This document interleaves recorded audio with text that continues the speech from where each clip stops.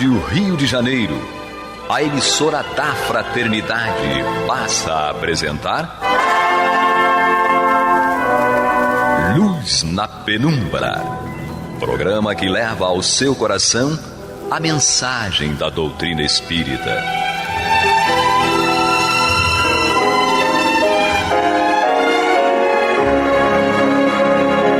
E com vocês, João Batista, para o estudo de O Livro dos Espíritos, da obra codificada por Allan Kardec.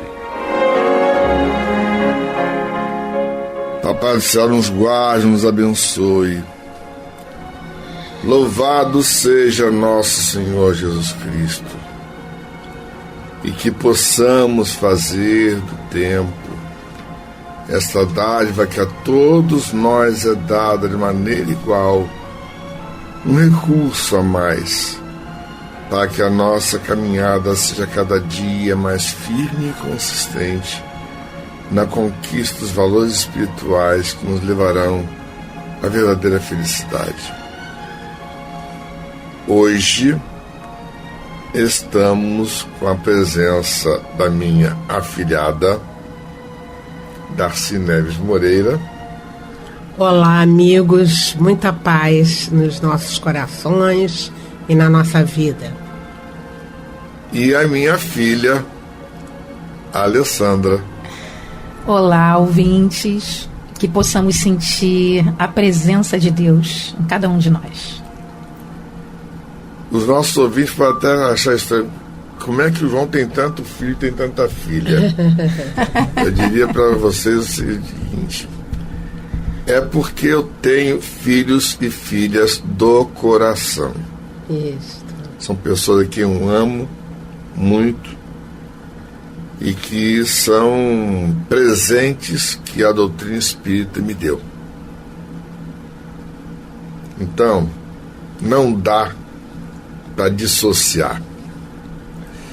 Então, hoje, em nome deste vínculo que nos une, vamos começar a estudar caridade e amor ao próximo nas perguntas 886 e 887. As perguntas vão se desdobrar por mais outras perguntas, tá? Tem uma que particularmente a Alessandra adorou, que tem como resposta uma explanação de São Vicente de Paulo, que realmente eu acho particularmente feliz. Mas não é hoje. Vai ser para outro dia. Mas a Alê vai ficar com a pergunta 886. Qual o verdadeiro sentido da palavra caridade, tal como Jesus a entendia? Detalhe, está grifada a palavra caridade, para ele poder refletir bem. Diria que é uma das principais perguntas desse livro, né? E que muito tem sido deturpada essa palavra caridade. Vamos ver o que os amigos espirituais, os guias, respondem. Benevolência para com todos, indulgência para as imperfeições dos outros e perdão das ofensas. Alguns jovens, né, no movimento espírita, eles chamam de BIP. Benevolência, indulgência e perdão. Eles brincando falam BIP, né, nos encontros juvenis eles costumam brincar, mas muito importante, né? É um lembrete importante. Com certeza, é um lembrete importante. É um muito bom para a gente lembrar. BIP na cabeça. Precisamos, né? Mas o Kardec faz um comentário muito importante, né? No último programa eu já elogiava essa didática do Kardec de conduzir tanto na pergunta como nos comentários. Vamos ver o que ele diz. O amor e a caridade são o complemento da lei de justiça, pois amar o próximo é fazer-lhe todo o bem que nos seja possível e que desejaríamos que nos fosse feito. Tal o sentido destas palavras de Jesus. Amai-vos uns aos outros como irmãos. A caridade, segundo Jesus, não se restringe à esmola, abrange todas as relações com os nossos semelhantes, sejam eles nossos inferiores, nossos iguais ou nossos superiores. Ela nos prescreve a indulgência porque nós mesmos precisamos da indulgência. Ela nos proíbe humilhar os desafortunados, ao contrário do que comumente fazemos. Quando uma pessoa rica se apresenta, todas as atenções e deferências se voltam para ela. Se for pobre, é como se não nos devêssemos incomodar com ela. Entretanto, quanto mais lastimável for a posição da pessoa, maior deve ser o cuidado em não lhe aumentarmos o infortúnio pela humilhação.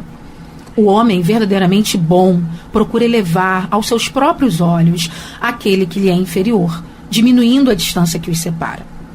Então, um comentário bem elucidativo, né, de Kardec. E quando ele diz, né, que a caridade segundo Jesus não se restringe à esmola, abrange todas as relações, eu grifaria essa palavra relações, pois é nesse âmbito que estão nossas dificuldades. Nós temos muita facilidade na teoria, falar, debater aqui é coisa fácil, né? Mas o dia a dia, tenho certeza que muitas das pessoas que se relacionam conosco estão aqui ouvindo e pensando, e até nos cobrando, né? Então, como é o nosso dia a dia? Então, Kardec dá um foco aqui especial nas ações do dia a dia, quando ele traz a palavra relações. E Kardec também explica, né, com mais detalhes, essas palavras utilizadas na resposta da espiritualidade, que é benevolência, indulgência e perdão. Ser bom, benevolência é ser bom, fazer o bem. Indulgência é não aumentar, né, vou tentar traduzir assim como eu entendo, não aumentar o erro do outro, não divulgar de forma destrutiva a falha do irmão, porque, segundo o que Kardec fez o comentário aqui para nos esclarecer, nós precisamos da indulgência. Então, quando não somos indulgentes com o outro, nós estamos dizendo o quê? Que somos superiores? O outro erra só num quesito diferente do meu. Às vezes nem é diferente, né? Geralmente é num quesito diferente do meu. E às vezes eu erro muito mais em outros quesitos. E o perdão, que sem o perdão não existe cristianismo. O que nós estamos fazendo da palavra do Cristo, né? O maior ensinamento do Cristo é esse. Porque para perdoar, você precisa aprender a amar. E perdoar nada tem a ver com olhar para o outro, falar eu te perdoo. Isso é só formalidade. Perdoar é um sentimento interno. Independe do que se apresenta para a sociedade sobre aquilo, né? E só para fechar aqui meu raciocínio, eu queria chamar aqui uma passagem de Jesus que é da túnica nupcial. Não sei se vocês lembram dessa passagem, ouvintes já devem ter ouvido, né, em alguma casa espírita, em algum programa, que é quando, né, o senhor lá da festa pede para chamar todas as pessoas da rua e entra um sujeito e ele pergunta o seguinte: amigo, como entraste aqui sem teres a veste nupcial? E ele umedeceu. Ordenou então o rei aos servos para lançar aquele homem nas trevas exteriores. Muitos são chamados, mas poucos serão os escolhidos. Então acho que essa passagem do Livro dos Espíritos é uma passagem fundamental, não só para espíritas, mas todos aqueles que acreditam que há algo além do mundo material. Mas para todos, principalmente, né? Para os espíritas. Sim, a túnica nupcial, só para fechar, se refere a algo que vai transparecer. Não adianta usar máscara, não adianta usar uma hipocrisia, uma aparência, porque transparece. E aí, como nós queremos granjear uma vida melhor, uma vida mais feliz, e até algumas pessoas buscam o nosso lar, né, um lugar na espiritualidade, ou o céu, não sei, depende da crença de cada um, se não está buscando construir isso, que é essa túnica nupcial. Bom, eu prefiro considerar que nas minhas condições eu estou mais para tomar o chá da Cico no umbral, viu? Por que isso? Conta-me. Eu prefiro considerar que a coisa está muito... Olha, vai por mim, que chá da Cico no umbral, para mim, ainda é muito bom, viu? O negócio é esse. Do jeito como eu sou vira-lata... Mas eu achei interessante o que a Alessandra falou, né? essas considerações, não é? E entender essa questão da benevolência, né? Do você ser bom com todas as pessoas. E aí, meu Dindo, nós estávamos conversando no intervalo, o ser bom não significa ser bombom, dizer sim a tudo, não é? Que nós precisamos dizer o não, porque o não é educativo, não é? E existem espíritos, não é, que precisam do limite.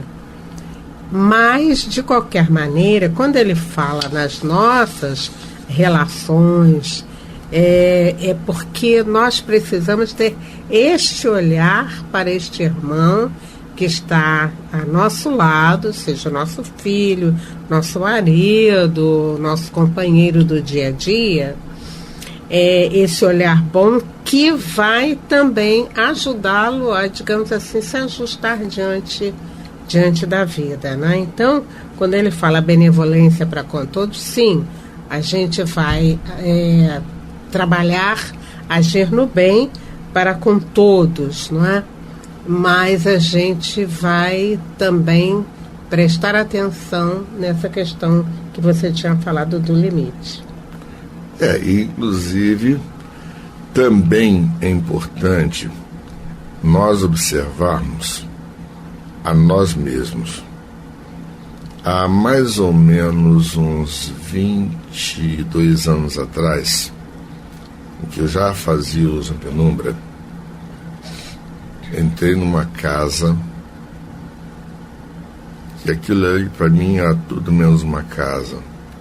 Só tinha uma rótula, ou seja, uma porta partida no meio que abria a parte de cima, cheia de picote de tiro, tá? Uma área das mais violentas dessa cidade. E aí, para ver um paciente num estado deplorável, um menino de 15 anos, pesava 15 quilos, neuropata crônico da infância, totalmente contraído, e a mãe com ele e mais 5 irmãos, aquela escadinha, e uma situação de dificuldade extrema. E aí, quando comecei a conversar com ela, eu conheço a sua voz. Como assim, querido? O senhor não é o Dr. João Batista da Rádio Rio de Janeiro? Eu faço um trabalho na Rádio Rio de Janeiro. Programas na penumbra. Aí apertou a tecla num aparelho de cassete. A patroa dela gravava o programa, entregava a fita para ela ouvir no dia seguinte, que ela nem rádio tinha. E ela escutava Luz na Penumbra. Ele virou-se para mim: eu sou sua fã. Gente, eu não sabia em que buraco eu ia enfiar minha cabeça. Sabe por quê? Aquela criatura estava ali a vida inteira, vivendo com os filhos, numa das áreas mais violentas dessa cidade, num lugar que eu não sei se eu aguentaria passar 24 horas. É exatamente isso. A gente pensa que vai levar Isso. e acaba trazendo uma lição. A mesma coisa diz respeito à questão da invisibilidade do outro. Por exemplo, algum de nós sabe o nome da ascensorista que nos transporta no elevador? Sabe o nome do motorista que nos transporta no táxi? Algum de nós sabe o nome da faxineira que nos presta serviço no prédio onde nós moramos? A gente dá bom dia pro porteiro? Ou seja, existe uma invisibilidade geral que deriva basicamente de uma atitude nossa. Mas isso é uma questão social. Sim, deriva de uma estratificação. Jesus não respeitou esta estratificação. Ele colocou sob crítica todos os elementos que tinham posição estratificada mais elevada ou mais inferior de seu tempo. Da mesma maneira como Kardec também expõe isso, mostrando que nós todos somos iguais perante Deus. E aí é o caso da gente parar e refletir. O que nós estamos fazendo para reduzir a invisibilidade do outro? Que isso pode reduzir muito a violência ambiente. É isso mesmo. A gente se lembra da história do sujeito que estava trabalhando numa empresa onde havia uma câmara frigorífica que tinha um timer. E aí a porta da câmara frigorífica fechou. E aí ele viu, meu Deus, vou morrer congelado aqui. Minutos depois, alguém abriu a câmara frigorífica. Era o vigia da noite. Mas como é que você veio aqui me socorrer? Eu rodei a fábrica toda, só podia ser aqui que o senhor estava. Por quê? Porque todo dia, quando eu saio, o senhor me cumprimenta. O senhor me dá bom dia. E todo dia, quando eu entro, o senhor me dá boa noite. Pela primeira vez o senhor não me deu bom dia nem boa noite. O senhor me deu bom dia ontem, mas não me deu bom dia hoje. Boa noite hoje. Eu estranhei. Alguma coisa de errado estava acontecendo. Se o senhor entrou para trabalhar e não saiu, algo de errado aconteceu. Salvou a vida, né? Exatamente. Então, não ignoremos aqueles com quem nós convivemos. Nossa vinheta, por favor. Você está ouvindo pela Rádio Rio de Janeiro o programa Luz na Penumbra, com estudo de O Livro dos Espíritos, na apresentação de João Batista. Então, indo à pergunta 887 para Darcy, minha afilhada, Jesus também disse: amai até mesmo os vossos inimigos.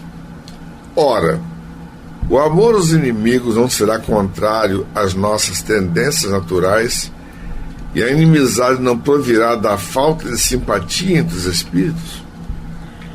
E os espíritos respondem assim a Kardec: sem dúvida, não se pode ter pelos inimigos um amor terno e apaixonado. Não foi isso que Jesus quis dizer.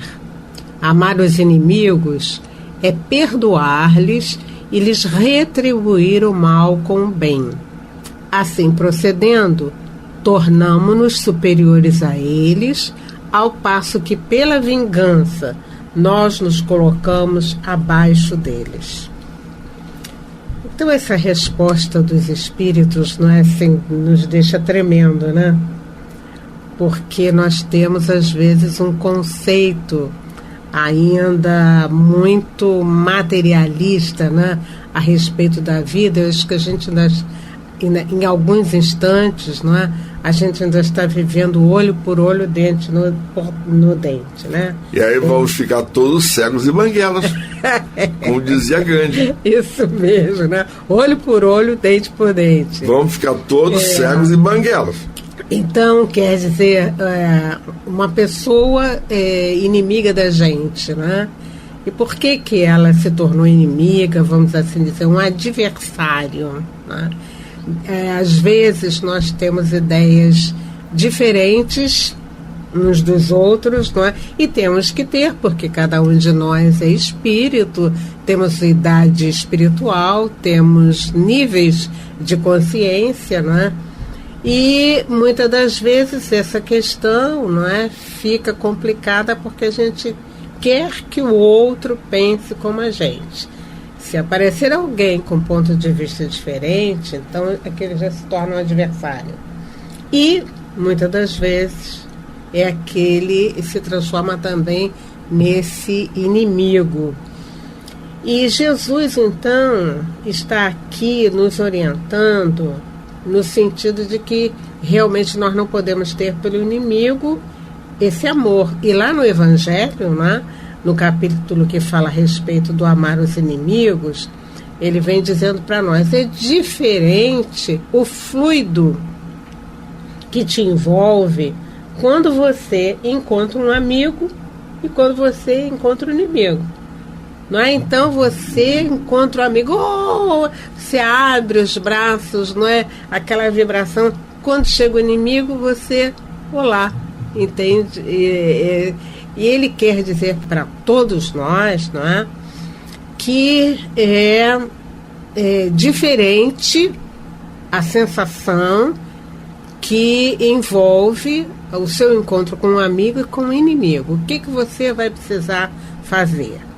Não é? Você vai precisar diluir aquela inimizade, né? Você vai precisar diluir aquela diferença, né?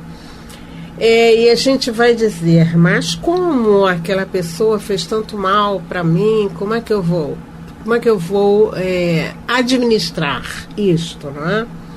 E ele sugere, então, que a gente passe a vê-lo, não é, como um indivíduo, como uma pessoa que a gente não vai querer mal, não é, mas que pelo menos, aliás, é isso que ele diz, você não vai querer mal, você não vai vibrar ao contrário, né?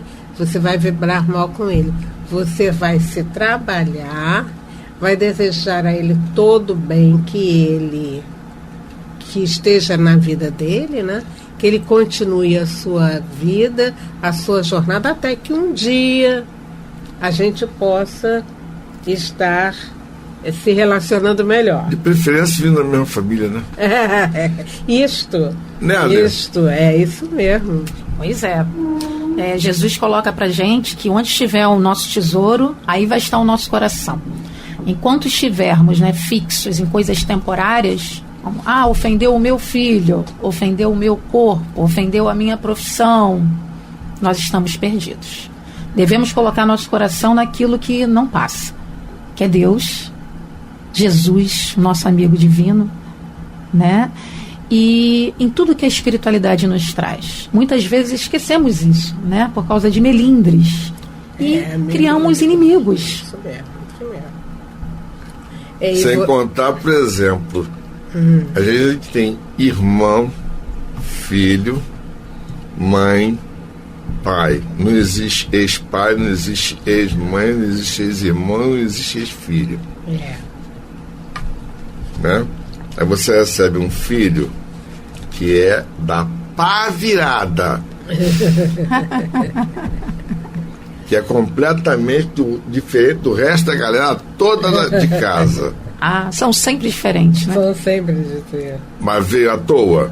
Não veio à toa. Papai do céu mandou, já não foi à toa. É isso mesmo. Então é bom pra gente refletir, acima de tudo, o seguinte: o adversário, o inimigo, é filho de Deus igual a nós. Essa é a base do conhecimento doutrinário que nos deve sustentar. Difícil? Muito. Muito difícil. Mas se a gente parar de ter pena de si próprio, a gente já começa a mudar um pouquinho o aspecto das coisas. E tem uma coisa, não é, Mildinho, que o Evangelho está dizendo para nós, não é? Ele diz isso lá no capítulo 14, quando fala a respeito da ingratidão dos filhos. Sim. E ele é um comentário de Santo Agostinho muito rico. Olha, Evangelho, capítulo 14, item 9, em que Santo Agostinho fala, né, com relação a essa adversidade que às vezes surge na família. Então ele pede à mãe para orar e diz assim: olha, um de nós tem maior responsabilidade nesta adversidade. Então a gente está se reportando às nossas vidas anteriores, não é? Onde nós estivemos, por onde nós passamos e que complicações nós deixamos que hoje vêm para a nossa vida. Vamos refletir a respeito de tudo isso que ouvimos. Que detalhe, o assunto não está esgotado não, viu? Não. Ainda vem mais coisa por aí. Papai do céu nos guarde, nos abençoe. Que louvado seja nosso Senhor Jesus Cristo. E que possamos fazer do tempo, essa dádiva que a todos nós é dada de maneira igual, um recurso a mais para que a nossa caminhada seja cada dia mais firme e consistente na conquista dos valores espirituais que nos levarão à verdadeira felicidade. Graças a Deus. Graças a Deus. Você está ouvindo o programa Luz na Penumbra.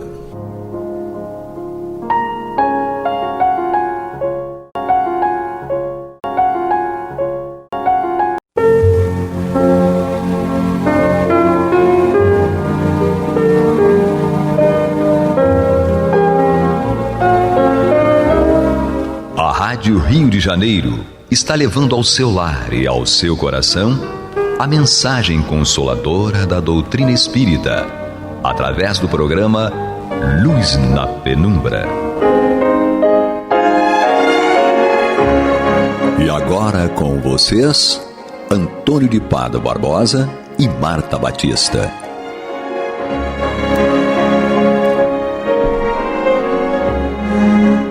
Olá, meus amigos. Estamos aqui mais uma vez dando continuidade ao programa Luz na Penumbra, no qual nós estudamos o Evangelho segundo o Espiritismo de Allan Kardec.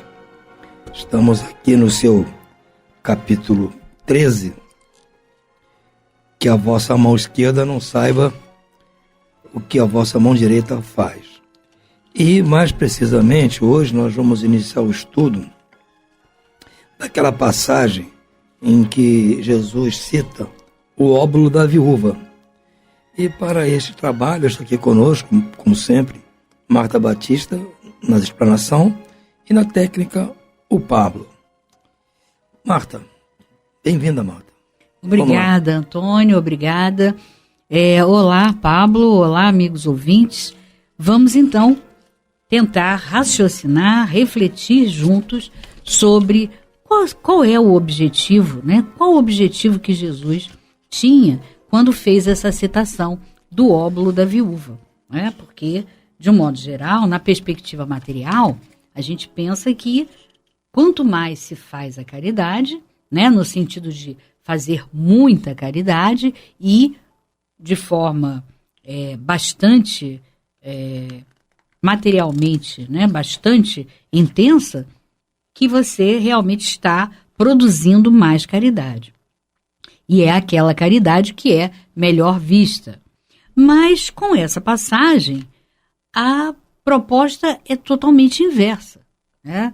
Então vamos ler essa citação e depois vamos observar os comentários de Kardec para que a gente vá raciocinando e começando a entender as diferenças que são, logicamente, bastante intensas e diferentes, né, daquela que nós tínhamos antes com a visão material.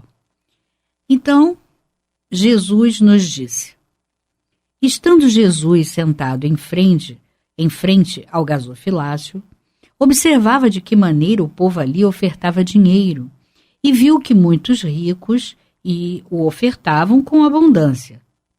Viu também uma pobre viúva, que ali deixou somente 2 pequenas moedas, que valiam 1/4 de um asse.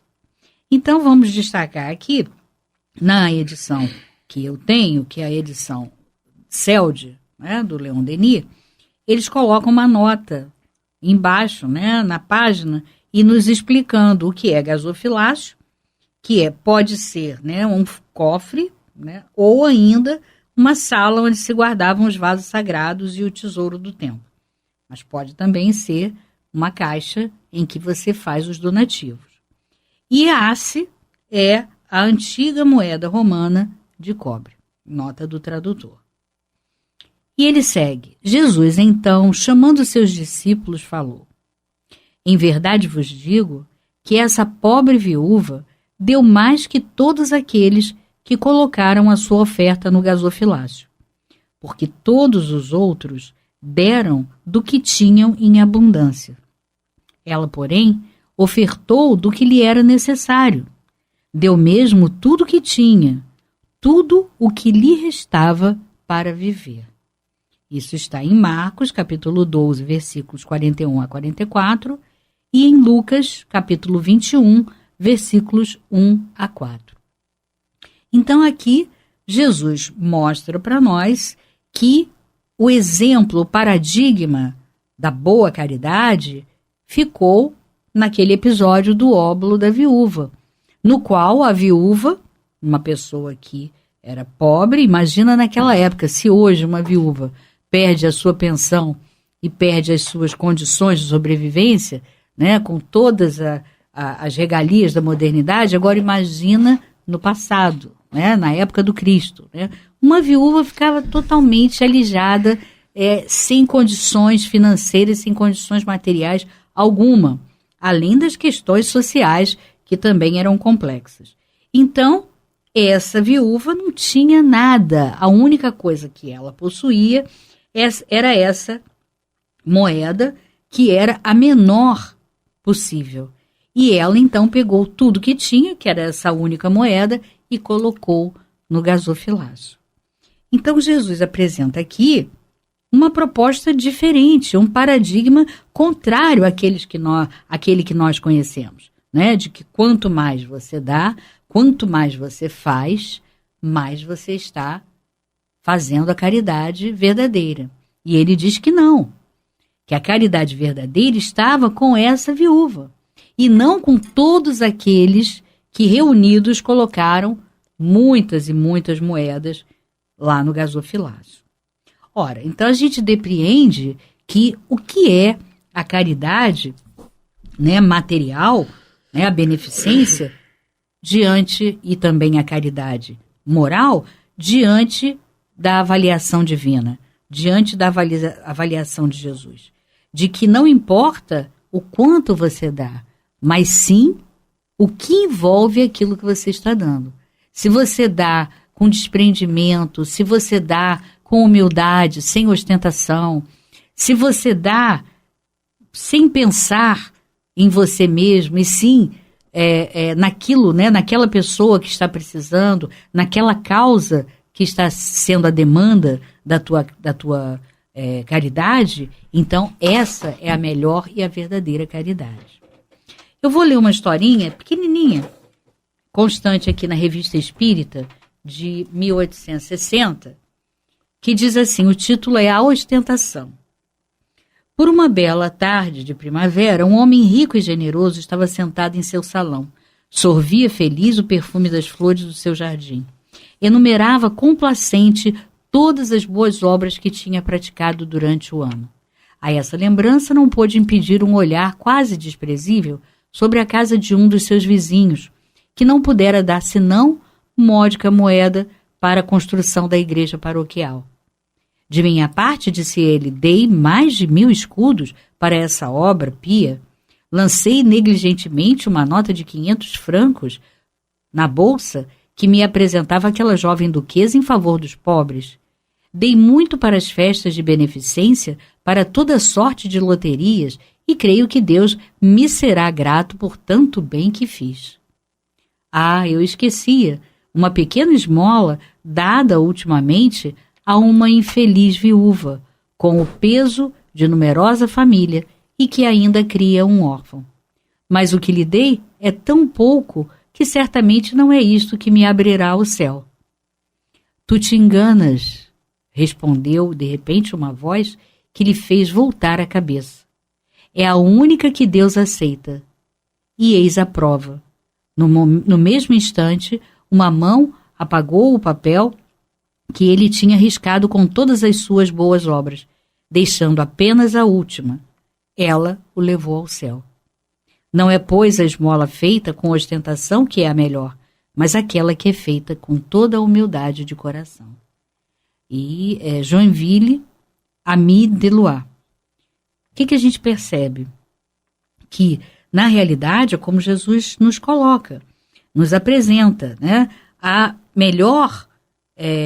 O melhor exemplo de caridade foi o da viúva, porque ela deu daquilo que ela possuía a única coisa, e ela deu de forma desprendida, ela não parou para pensar, não, eu não vou dar essa moeda porque eu só tenho essa. Não, ela não parou para pensar, ela deu, aquilo fluiu de dentro do coração.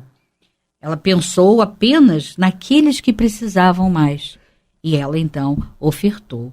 E assim, como no caso da historinha, a única caridade que ele nem levou em conta e tinha até se esquecido, que era justamente para aquela pessoa, foi justamente a caridade que foi contabilizada por Deus. Ao passo que todas as outras, as inúmeras outras, não foram levadas em conta.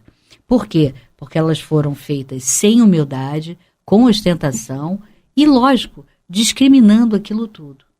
Ora, então, a gente já percebe que o objetivo desses itens aqui é de refletirmos sobre os recursos verdadeiramente necessários, que a gente acabou de constatar que não é o material, somente o material, a prática dessa caridade, né?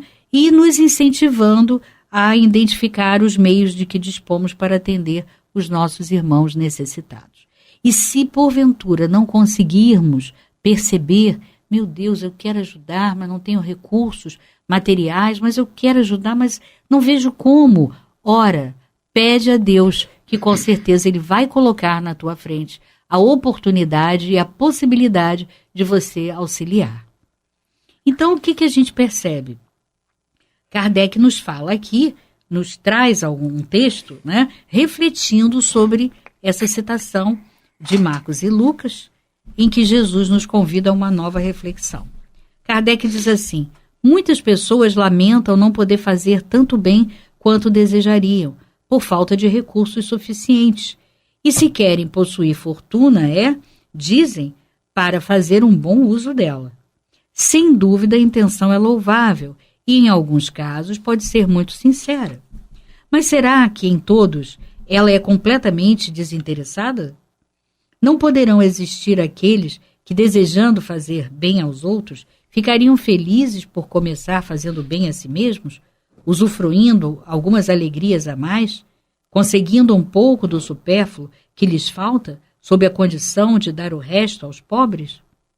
Essa segunda intenção, que talvez dissimulem, mas que encontrariam no fundo do coração, se quisessem examiná-lo, anula o mérito da intenção, porque a verdadeira caridade faz com que pensemos nos outros antes de pensar em nós. Fazer uma pausazinha e refletir sobre isso. Então, ele coloca primeiro, né, a conhecedor, Kardec como profundo conhecedor, e os espíritos também, da humanidade, ele coloca, será que esse desejo ardente, não, eu quero ter recursos, eu quero ganhar muito dinheiro porque eu quero ajudar as pessoas. Ele diz, será que esse desejo é um desejo totalmente desinteressado? Ou esse desejo está interessado também em você fazer o bem a si mesmo e, sobretudo, né, para gozar de alguns supérfluos que você ainda não possui por falta de recursos materiais? Então, essa é a primeira pergunta, e nós devemos fazer essa pergunta para nós, né? Ele lança essa proposta para que a gente faça uma pergunta para nós mesmos.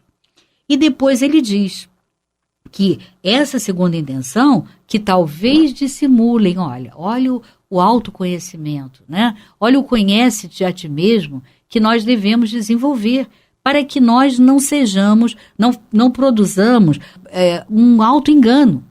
A gente não pode produzir auto-engano. Agora, por outro lado, a gente também entende que não é errado você pedir a Deus que te ajude para progredir. É claro que se você puder progredir, tiver condições, através das tuas próprias forças, do teu talento, da tua inteligência e do teu trabalho, né, do teu esforço no trabalho, é claro, se você tiver essas condições, for uma pessoa bem preparada, né, e um espírito já com algum desenvolvimento intelectual, é evidente que você vai conseguir, você mesmo, através dos teus próprios talentos, recursos que você deseja para ter uma vida mais confortável, que não é pecado nenhum. Aqui é colocado que muitas vezes a gente está dissimulando o nosso verdadeiro desejo, dizendo que queremos o dinheiro para a caridade, quando na verdade o que a gente quer mesmo, muitas vezes, é sobretudo um bem, um conforto melhor. Mas ele não está dizendo que isso é errado. Apenas ele diz que são coisas distintas. Então, se você quer fazer a caridade, pede a Deus inspiração e pede a Deus que Ele coloque na tua vida, na tua frente, pessoas e situações e circunstâncias em que a tua caridade, que não é material, possa ser executada. E pede separadamente a Deus que te ajude, né, para ganhar mais recursos e ter uma vida mais confortável. Nada de errado. Nenhum dos dois é pecado. Então, companheiros, é preciso que a gente reflita sobre isso, né? Às vezes, no afã de sermos corretos, né, somos, às vezes, um pouco místicos. E, sendo místicos, nós queremos ser sempre mais justos do que o rei. E erramos. Erramos totalmente. Então, ele segue dizendo: nesse caso, o sublime da caridade estaria em procurar no seu próprio trabalho, pelo emprego das suas forças, da sua inteligência, dos seus talentos, os recursos que faltam para realizar suas intenções generosas. Esse seria o sacrifício mais agradável ao Senhor. Infelizmente, a maioria sonha com meios mais fáceis de enriquecer, de repente e sem sacrifícios, e corre atrás de ilusões. Observemos também, eu vou fazer aqui um breve comentário, que geralmente quando nós fazemos a caridade, seja ela de que tipo for, né, a gente sente que sempre está envolvido ali atitudes de sacrifício. Então, de fato, né? Agora, nunca esquecendo que não é errado você pedir a Deus que te ajude a progredir e ter conforto. Não é errado. Somente deve separar. E ele segue: infelizmente, a maioria sonha com meios mais fáceis, como nós acabamos de dizer. O que dizer daqueles que, para ajudá-los nesse tipo de pesquisa, esperam encontrar auxiliares entre os espíritos? Quer dizer, aqueles que ainda querem se usar dos espíritos para isso. Quer dizer, querem se usar porque eles estão dissimulando. Mas quando eles sabem fazer a caridade com desprendimento, com carinho, com amor, né? O gesto é todo de caridade envolvido com todos esses bons sentimentos e, paralelamente, você pede a Deus recursos para você progredir, não, repito, não tem nada de errado. Evidentemente, não conhecem nem compreendem o objetivo sagrado do Espiritismo e ainda menos a missão dos espíritos a quem Deus permite que se comuniquem com os homens. Por causa disso, são punidos pela decepção. Quer dizer, você pedir ao Espírito que te mostre, olha, me dá a dica para eu saber quais são os números da loteria, né, os números da Mega Sena, isso é que é errado. Né? Essa barganha, essa negociação com os espíritos é gravíssima. Ele diz, ver o Livro dos Médiuns, itens 294 e 295. E continua, aquele cuja intenção está livre de qualquer ideia de interesse pessoal devem conformar-se com a sua incapacidade para fazer todo o bem que desejam, lembrando-se de que o óbolo do pobre, daquele que dá, privando-se do pouco que tem, pesa mais na balança de Deus que o ouro do rico, que dá sem se privar de nada. Então, que a gente se desconstrua essa visão material que temos da caridade e comecemos a entender que se você não tem recursos para bancar, de repente, alguém da tua família que necessita, né, que já está idoso ou idosa e precisa da tua ajuda, mas você não tem recursos para bancar, o fato de você dar o seu tempo, né, e os seus cuidados para essa pessoa não significa que é menos caridoso do que aquele que está bancando financeiramente. É isso que a gente precisa entender. Sem dúvida, a satisfação de poder socorrer amplamente a indigência seria grande. Mas se essa satisfação for negada, é preciso que a pessoa se submeta a fazer o que pode. Quer dizer, o fato de você não ter recursos para abrir um asilo, né, um orfanato, não significa que você não possa fazer outro tipo de caridade e que esse outro tipo não seja tão importante quanto. E ele segue, aliás, não é só com o ouro que se pode secar as lágrimas, e não devemos ficar inativos só porque não o possuímos. Aquele que sinceramente quer tornar-se útil aos seus irmãos encontra 1000 oportunidades para fazê-lo. Que as procure e as encontrará. Até porque se você não a encontrar, né, de forma a você mesmo, orando e pedindo e desejando ardentemente encontrar uma forma de ajudar o próximo, Deus vai colocar na tua frente essa possibilidade.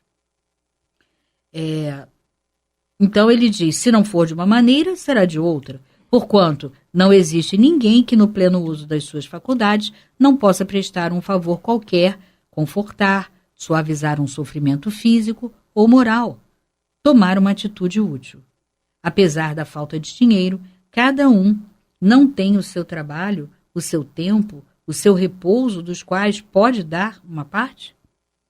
Nisso também consiste a dádiva do pobre, o óbolo da viúva, ou seja, que aparentemente para a sociedade humana é menor, mas que para Deus absolutamente não é menor, é maior, porque ele está dando daquilo que ele tem e faz falta a ele, o seu tempo que ele poderia estar trabalhando, né, e para ganhar o sustento, tempo e também repouso, o repouso do corpo, que lhe dá as forças necessárias, e ele está doando um pouco também desse repouso.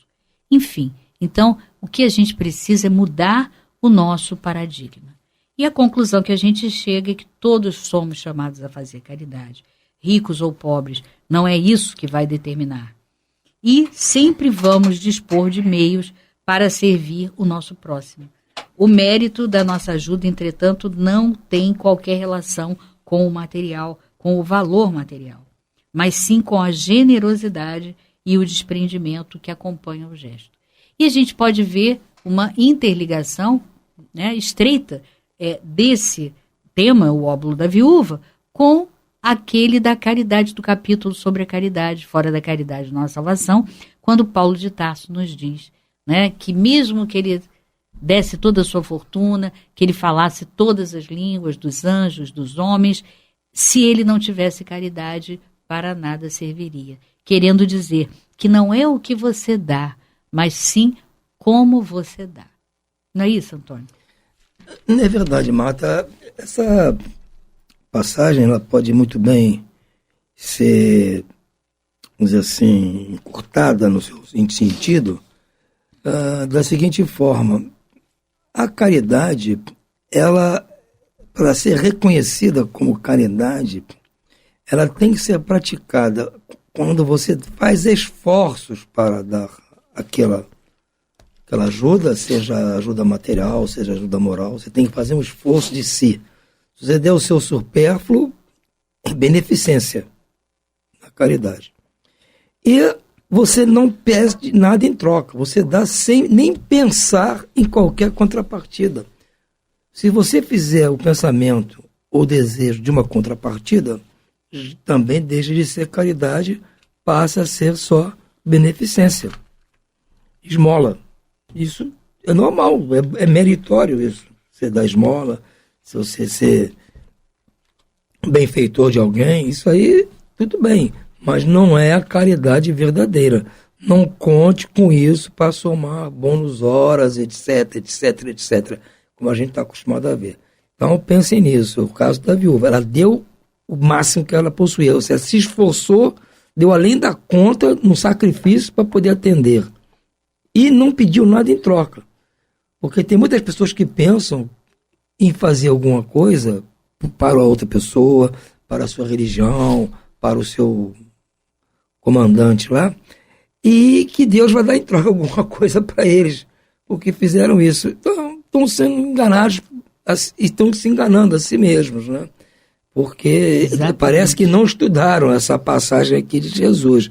Estão lá depositando o dinheiro, oferecendo isso, oferecendo aquilo, e exigindo fidelidade de Deus, no sentido de Deus assim, dar de volta em dobro, na estipula qual é o percentual que tem que ser dado para eles. E sempre pedem coisas materiais, sem dúvida alguma. Então, coitados, são cegos. Um dia, se Deus permitir, eles vão perceber isso, e espero que percebam sem muita dor, sem muita dificuldade. Esse é o objetivo nosso aqui.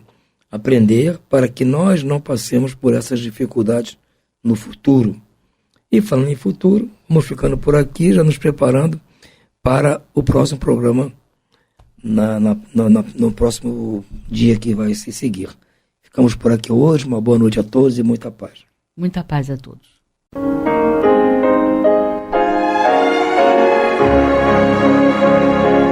E vamos ouvir agora a prece de encerramento de nosso programa, na voz de Geraldo de Aquino. Jesus, dá-nos coragem para a luta, piedade para os insultos e misericórdia para as injustiças e ingratidões. Limpa nossa alma de inveja e ambições mesquinhas, de ódio e de vingança o nosso caminho. E que dentro em pouco, ao recolher-nos de novo ao calor do nosso leito, para que o sono nos dê a paz e o esquecimento das tristezas humanas, possamos sentir, Senhor, no mais íntimo de nosso ser, a doçura indefinível do Teu amor e a grandeza incomparável da Tua divina presença. Que assim seja.